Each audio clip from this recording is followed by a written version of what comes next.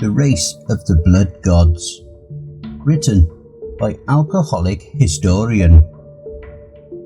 The High Priest could barely contain his fear after the session, his hands shaking, his sweat raining all over his body, a strong headache numbing his vision.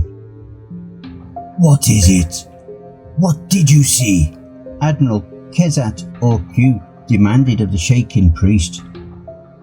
"Compose yourself. This is a matter of state security," he screamed, his patience running slow, his subordinates and assistants frightened by the state of their high priest, the beacon of their faith on this world. High Priest Descartes was not easily frightened. He had seen the depths of the high realm before, where the consciousness of the abstract roamed real and free. Even for a psionic species like his own, amongst the Neha who had managed to reach the level of elevated ascendance as he did. I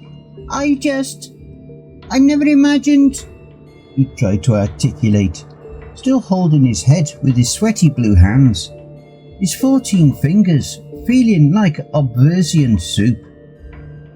"Descartes, I'm getting really concerned right now. I've never seen you like this," Admiral Orq said, his impatience turning into anxiety. "Sorry, I'm trying to pull myself together," Descartes managed to say, slowly sitting on the floor of the altar of eternity, looking at the idols of the Mother Goddess and her celestials with a sense of loss and dizziness. "Whatever you saw, I see by your reaction, is not something to take lightly," said the Admiral, now trying to empathise with the tired priest by sitting by his side. "And you'd be right," said Descartes, now more or less capable of focusing on the conversation. "I saw not what you did, but surely it couldn't be something you haven't seen before. Nothing we couldn't deal with." "I wish that were the case. I wish you were right. But the truth of the high realm is indisputable," said the now grieving-looking priest. "How so, Descartes?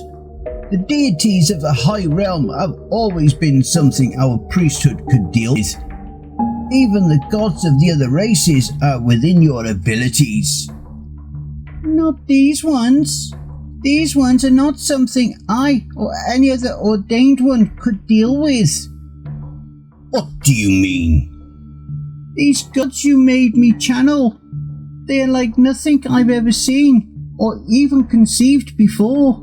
Nothing like our celestials, of the gods of any other race I have dealt with," said the priest, his face changing from his concerned state.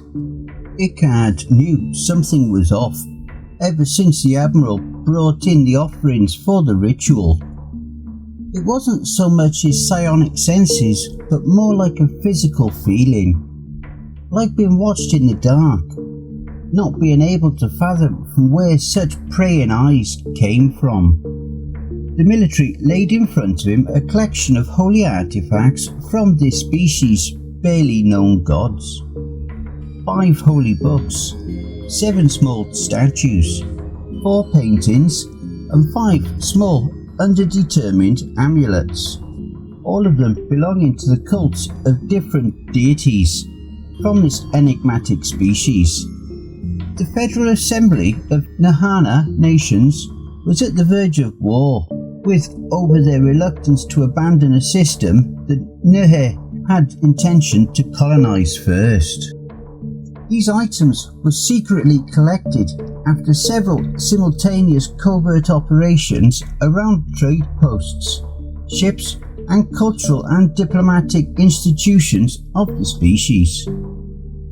Channeling them was hard. That was already unusual. Like if I was not worthy of their presence, the priest explained. With every touch of their holy relics, my grasp onto the high realm was less and less on my control. I was being taken over and detained. I spiraled around in unknown places. Cities of gold, silver and gems, ethereal clouds and harmonious music. Exotic domains I have never seen other deity possess, even our own mother. Blasphemy, one military aide said. How could you defile your position like this, insulting the glory of the mother of all? A glory small on par, or rivers of blood and cities of marble, snapped Icard at the young aide, descending into a frenzy of anxiety and erratic anger. I've seen their power, their authority over their children. I've seen the devotion of their kind. Lakes and rivers and oceans of blood spilled in their names. The greatest glories and worst of atrocities in service of their own heaven. Icard, calm yourself, ordered the Admiral, completely taken aback by the sudden outburst of emotions of the famously stoic High Priest. His orders unanswered as the prophetic madness continued. And they saw me. They saw us, our people and our Celestials. Can you believe? The Mother herself, frightened by their might. Their faces of imperium over souls, life, death and blood. Blood. Our blood, they told me. At this point, the Admiral knew something went terribly wrong and ordered his aides to escort the High Priest with his own acolytes to be contained and treated. And as the High Priest was taken away, a primordial fear of persecution overcame him as he heard the warnings of the inconsolable Icard. Leave their children alone. They'll be our doom. Yahweh will burn our cities. Brahman will curse our minds. The Great Spirit will strike. Can't you see? Doom, they told me. Kali will delight in our hearts. Tengri shall feast in our blood. Their children, Admiral. Take him out already, Orcu uttered in desperation. Their Mother Mary warned me. Peace or absolute doom. Hear them, Admiral. Hear their warning. The Federal Assembly trusted Icard. He had never been wrong. Although dissent was strong, the covert pressure coming from the military finally guided their decision. By majority, the Assembly voted in favour of withdrawing their claims to the system in favour of the United Nations of Earth. While many doubted the warnings of the High Priest, his vindication would come after humanity was attacked by the scourging Luriki. The proud empire of enslaving cannibal reptiles took human diplomacy for weakness, and in a surprise attack glassed their colony in Alpha Centauri, and enslaved, and in some cases ate the survivors. The ancient and cruel empire of monsters that had survived 1,000 enemies and tribulations finally put to the torch by humanity, thirsty for blood and hungry for retribution. The worlds of the reptiles in ruin, their slaves taking revenge, and their armies crushed by humanity, who sang in praise of their victories to their gods.